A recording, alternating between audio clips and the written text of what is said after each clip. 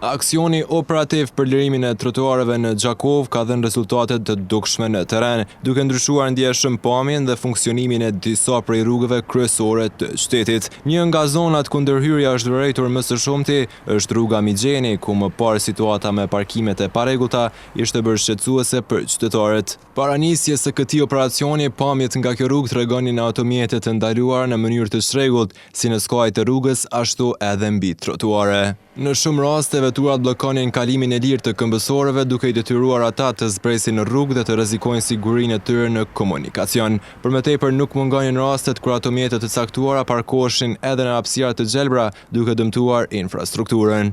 Banorët e kësaj pjese të qytetit kishin shprehur vazhdimisht ankesa për gjendjen e krijuar, duke kërkuar ndërhyrje nga organet kompetente. Ndërkaq pas batimit të planit operativ, pamjet e kësaj të premte tregojnë një realitet krejtësisht tjetër. Trotuaret janë të liruar nga automjetet, hapësirat publike janë të qasshme për këmbësorët, ndërsa rruga ka fituar një funksionalitet më të rregullt. Kalimi për qytetarët përfshir personat me aftësi të kufizuara dhe prindërit me karroca për fëmijë, tashmë është dukshëm më i lehtë dhe më i sigurt.